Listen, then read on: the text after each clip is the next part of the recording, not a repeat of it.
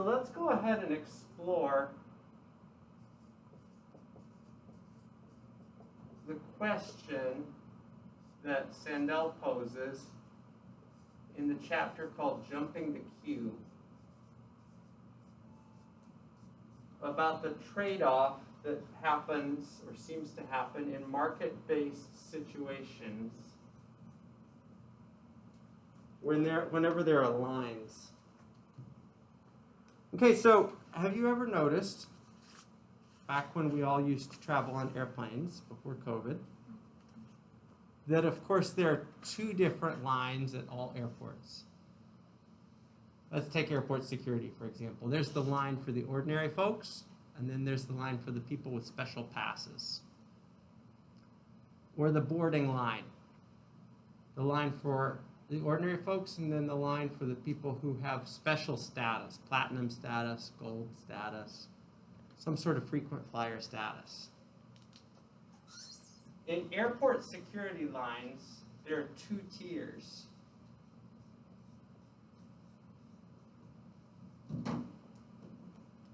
Tiers based on market-based principles, because of course the people who get in the fast line are not doing that because they are more meritorious, because of their greater virtue. They're able to get into the fast line because of their willingness to pay. Either they pay more in the form of more purchases from the airline, more times that they have flown, or they pay more in the form of passes to get through security that provide them with special perks. And they are willing to, they have decided that it is worth their while to pay money so as not to stand in line, because they consider their time more valuable than the amount of money that they have paid in order to go through the fast lane. When they've looked at the time-money trade-off, they have decided that their time is more valuable than the money it took to purchase that access, year-long access or whatever it was, to get through the fast lane at the airport. Okay, but that's not the only way that market-based solutions have been used in recent years to deal with lines. Take, for example, carpool and tollway lanes.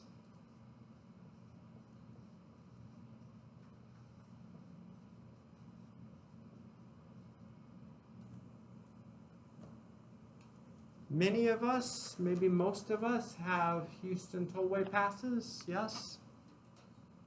The tollway pass gives you special status that a lot of others might like to have but can't have. Okay, the tollway pass enables you to drive on what is considered to be a faster road. Okay, sometimes the HOV lane, sometimes the tollway lane is faster, sometimes it's not. Okay, my wife and I have tollway passes. It saves us a lot of time. We consider our time more valuable than the money that we spend to own that tollway pass each year. Tollway lanes operate on the basis of the same principle as airport security lines. Those who are able to pay get special privileges, whereas those who don't have to pay in the form of their personal time. Let me offer a couple of other examples, and then we're going to step back from this and we're going to look at some of the general market principles here. Okay, if you've ever tried to get into a general physician here in Houston, okay, you know that doctor appointments require some people to wait a long time, don't they?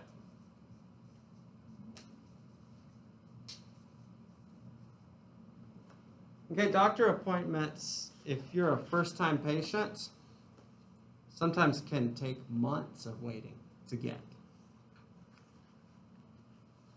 So what to do about that? Well, there has arisen this phenomenon in recent years called concierge doctors. A concierge doctor is somebody who intentionally limits his practice and the number of patients he's willing to see.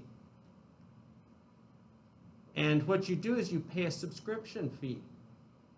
Each year you pay a certain fee, and the upside, the perk of that fee is the doctor is much, much less busy. And you can get in much faster, often the same day, often the day that you have a malady. Whenever you have an illness, you can just call your doctor up and your doctor is available immediately. But concierge fees are not cheap. Annual fees, depending on the physician, can range from $10,000 per year to $25,000 per year. Okay, this is definitely lucrative for physicians, but it's also worth it for those who are able to pay.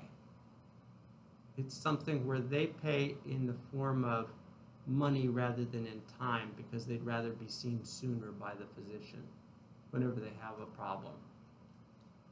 One final example for you, and then we're going to step back and look at the moral dynamics of all this. Here's this interesting example that Sandel provides us with of this phenomenon called the line standing business in New York City.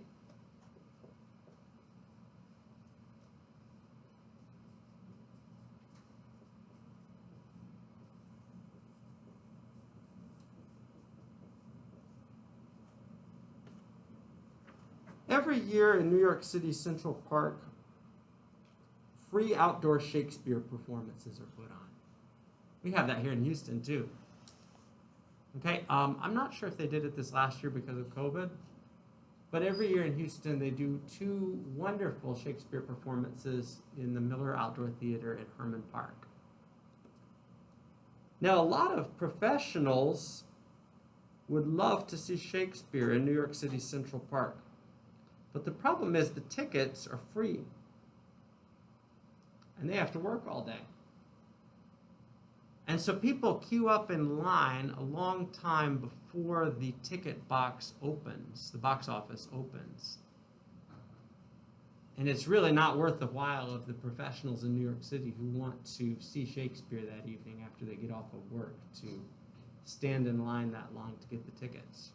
So what they do is they hire people to stand in line for them. And in fact, an entire business has arisen around this.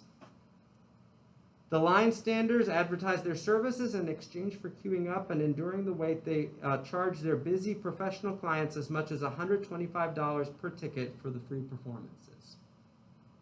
Okay, now that's pretty expensive, right? I wouldn't pay $125 to see Shakespeare, but a lot of people who make a lot more than I do might be willing to pay $125 to see Shakespeare. And they pay that money not to the company putting Shakespeare on, but rather to the line standers who stand in line to get the free tickets so they don't have to.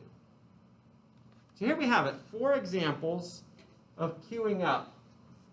Airport lines with their 2-tiered systems, the line for the people who are willing to pay and then the line for everyone else. Tollway lanes with their 2-tiered systems, the lane for those who pay for the pass and then the lane for everyone else. Doctor appointments with their 2-tiered systems, concierge doctors and then general physician doctors, where you either pay a subscription fee to get quick access or you don't and you have to wait in line, sometimes months at a time.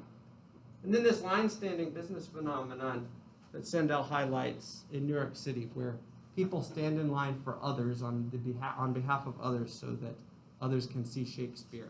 You can charge them fees to stand in line and obtain the tickets to do so.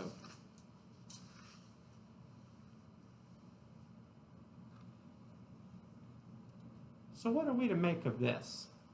Let me ask you these questions. Who benefits from the 2-tiered systems that I've described here?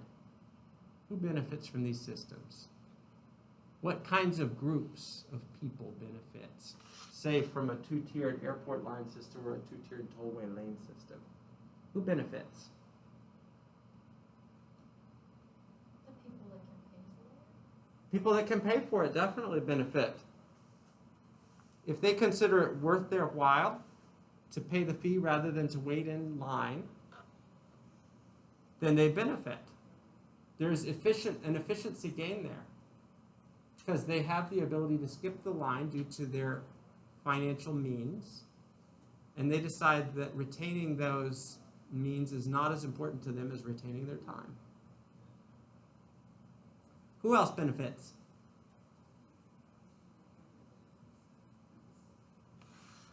At least in the case of the line standing business, the people who stand in line on behalf of others benefit because they consider it worth their while to actually make money standing in line because they have nothing else that they could be doing, presumably, that would make them more money during that time than to stand in line. Also, the recipients of the fees, the doctors, the, is it the county? Is it Harris County that runs the road system? I don't know. The airport, the airlines, and then the airport security facilities. Okay, the recipients find it worth their while to offer these services because they can make more money that way. There are a couple of arguments in favor of the market-based solution to the problem of the queue. Okay, the fact that lines occur in society is a sign of a social coordination problem. Wherever there's a line in society, that means there's a social coordination problem. The social coordination problem is usually scarce goods. Some good is available, but in scarce numbers, scarce quantities, or scarce temporally. And more people want it or want it in a particular time frame than it is available. And so the line forms because of social coordination discrepancies. So the market-based solution where there is a market-based opportunity to skip the line here and here and here, and a market-based opportunity not even to stand in line there.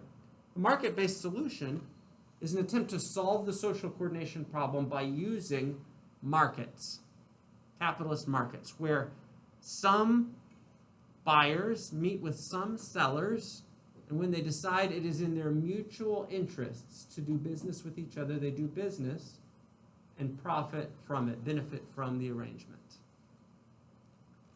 The case for markets over queues, Sandel writes on page 29, draws on two arguments. One is about respecting individual freedom, and the other is about maximizing welfare or social utility.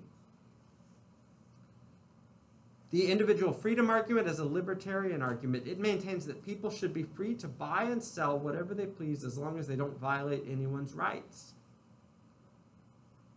Okay, so this is a powerful argument in favor of markets. Okay, one of the most powerful arguments I think that's ever been made on behalf of markets. Markets maximize freedom.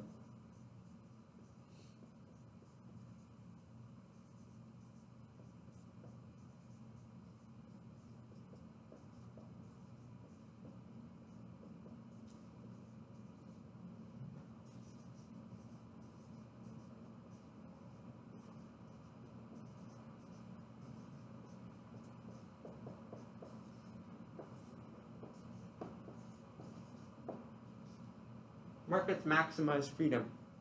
They maximize freedom because they give people the freedom to do things that they would not otherwise be able to do.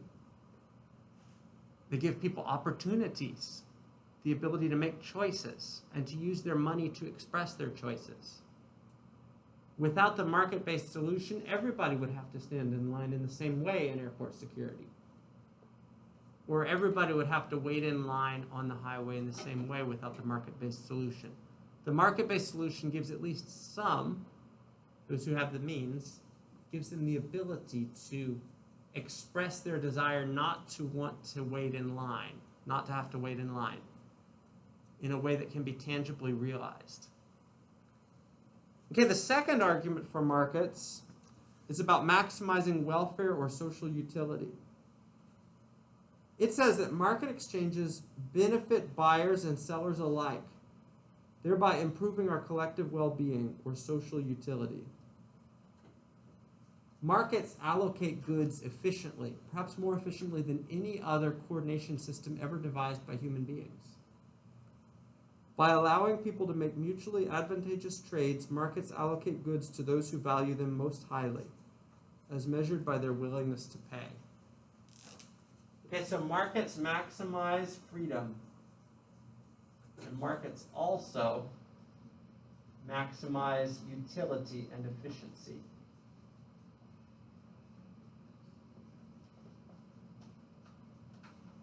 It is more efficient in almost any circumstance for there to be a market-based solution. Okay, it is more efficient because from the perspective of the seller of the good, it is worth their while to offer the good in question because they can benefit from purchases of the good more than they would otherwise be able to do. And it is more efficient from the perspective of the buyer of the good as well, because from their perspective, they can now maximize their own efficiency, their own personal efficiency based on their choice of whether or not to purchase the good in question. And as a result, the society as a whole sees its efficiency quotient or index maximized. Who doesn't benefit from this arrangement, the market-based solution to airport lines or to tollway lanes or to doctor appointments or the line-standing business? Who doesn't benefit from these things? People who can't pay for it, yeah. Can you describe that a little bit for us, Johanse? Imagine you're someone who can't pay for it, and you see those people going by you in the airport security line. You've been standing there for an hour and a half. They've moved by in 5 minutes. What do you feel at that time? I'm like the reporter.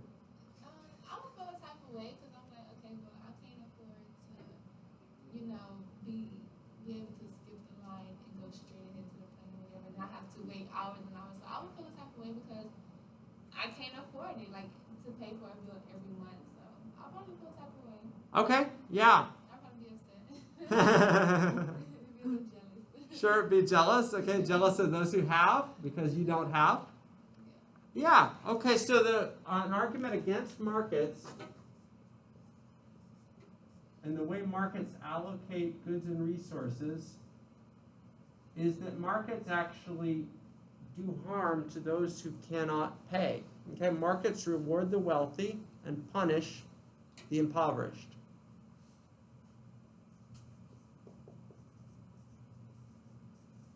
Now, some would argue that there's actually nothing wrong with that. There's nothing wrong with a system of dividing up goods and services that rewards the wealthy and punishes the impoverished. And the reason why is because much of the wealth, maybe not most of the wealth, but much of the wealth in the world is actually earned by hard work. Not all of it, of course. A lot of the wealth is inherited. A lot of the wealth is gifted. Some people get their wealth by luck, winning the lottery or happening to purchase a stock at the right time. But an argument against markets is that markets discriminate against the impoverished. Okay, almost anywhere when you see markets in operation, the system of distribution becomes stratified. That is, when markets are functioning unhindered or unregulated. Let's say these two people are both participants in markets. What happens is some people over time make a lot and other people over time lose a lot. Unregulated markets lead to a stratification of wealth.